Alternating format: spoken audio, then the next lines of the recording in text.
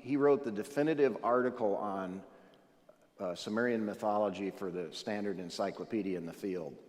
While the fragmentary nature of our knowledge of Mesopotamian culture does not allow us to exclude the existence of astral allegorization among Babylonians, the plots of the myths provide clear evidence that the primary concern of myth was with the great stages of human life, and that astral connections and allegorization cannot have shaped the myths in any significant way.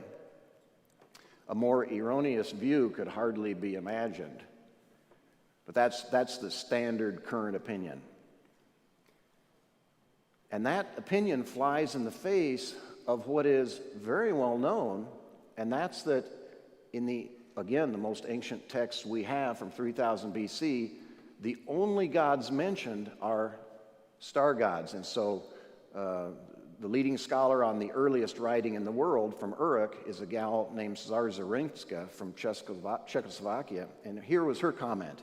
In the most archaic period, the determinative dinger, which is actually a star, was associated with astral deities only. So the leading gods of the time, like Inanna, they would always have this little star besides their name, identifying them as a star.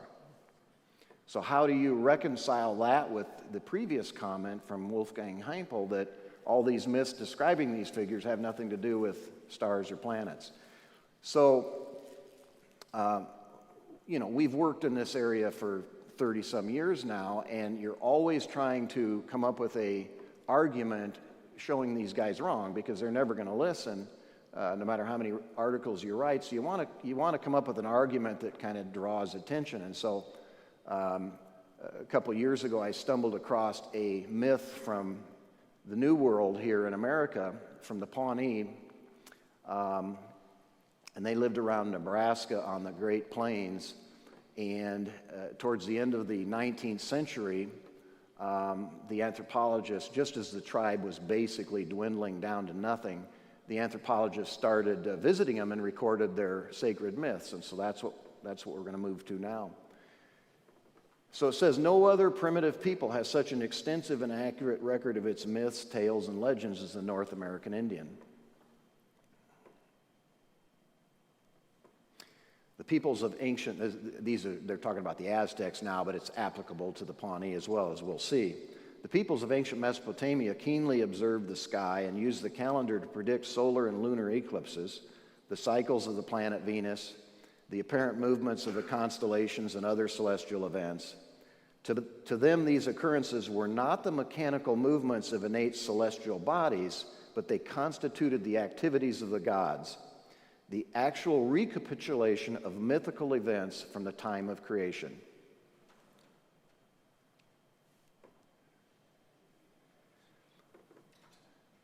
So in the standard text studying the Pawnee religion by an anthropologist named James Murray, who was actually Pawnee himself, here's what it said. It has been said that they were obsessed with planets and had a sky-oriented theology, perhaps without parallel in human history. And the Skidi creation myth, which we're going to come back to again and again, summarized in one sentence by a top scholar, it says, the morning star married the evening star. That's their creation myth. So back to Murray. This is what he said about those two figures. The first one he placed in the heavens was the morning star. He was to be dressed like a warrior and painted all over with red dust. Through him, people were to be created, and he would demand of the people a human sacrifice. This was the planet Mars, or the god of war. The second figure involved, the evening star. The second god placed in the heavens, known to the white people as Venus. She was a beautiful woman. Through this star and morning star, all things were created. She is the mother of the Skidi, Pawnee. Through her, it is possible for people to increase, reproduce, and crops to mature. She's the planet Venus is the source of fertility. This is another scholar's summary of the creation myth of the Pawnee. In the creation story, fruitfulness and light had come into the world because Morning Star, the planet Mars, and his realm of light had conquered and mated with Evening Star, the planet Venus, in her realm of darkness. This is an artist's rendering of the human sacrifices that were still being offered well into the 1800s. I think the last successful one was like 1830, but they kept trying to do it after that, and there were actually some heroic interventions where, some cowboy somewhere would ride up and take the gal off the scaffold. But this is an artist's rendering of what was involved. They would put this gal, kidnapped usually, up on this scaffold, and they would have the Mars figure come up and shoot an arrow right in her heart, and they would direct the blood down into a pit below the scaffold, and that pit was called the Garden of Venus. So we'll come back to that here in a second. Whoops, I went too far. The sacrifice is said to have been claimed by Morning Star as a reward for his effort in bringing about the conditions for marriage and fertility, except for which the world of the Pawnees would not exist. In many ways, the ceremony amounted to a reenactment of the legend with the sexual penetration of the planet Venus by Mars, represented by the arrow being shot into her heart.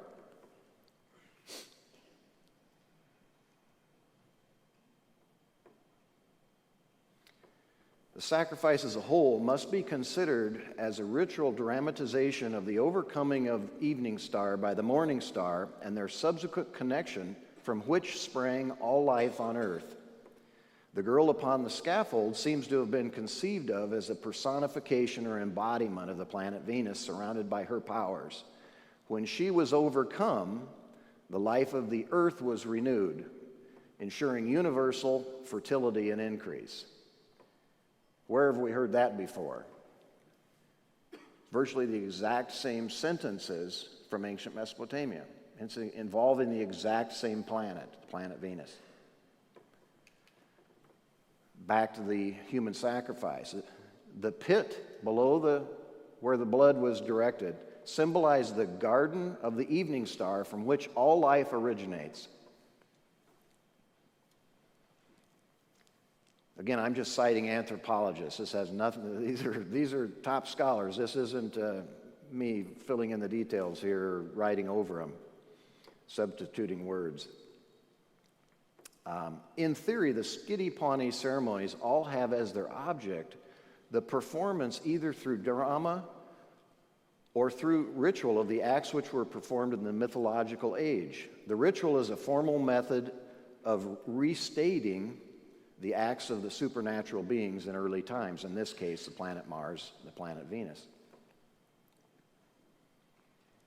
So this is back to the original scholar cited, Eliade again, and he's summarizing rituals all around the earth, and he goes, every ritual has a divine model and archetype. This fact is well known enough for us to confine ourselves to recalling a few examples. We must do what the gods did in the beginning. Thus the gods did, thus men do.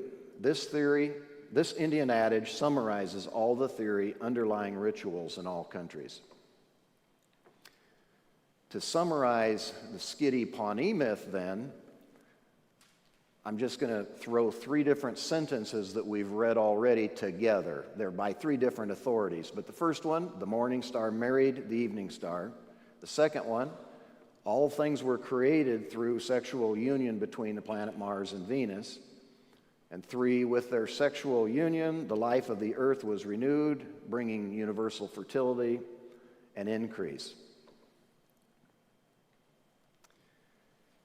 Comparing that now to what we learned from Mesopotamia, the first sentence describes the king's union with the goddess Inanna resulted in her granting a favorable promise of fertility and abundance for the land and its inhabitants.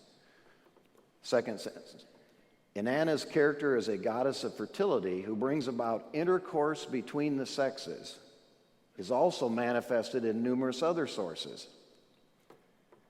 Finally, as the Skidi held that all life originated from Venus's sacred garden, so too did the Sumerians deem the planet Venus to be a garden-like matrix and the divine source of all life. And the divine source of all life is in quotes because that was an epithet associated with the planet Venus. Okay, just briefly now, I'll touch on Greek myth since that might be more familiar to some of you guys. This is one of my favorite pictures very early on of Aphrodite. So Aphrodite was invoked as follows: Blessed Queen of Heaven, celestial Venus, who at the time of the first creation coupled the sexes in mutual love. Pindar, Bill Mullen's favorite writer, describes Aphrodite as mother of loves in the sky, Aphrodite. Moving now to a top modern scholar whose book just came out, the artistic evidence makes it abundantly clear that Aphrodite is a sine qua non of the wedding ritual.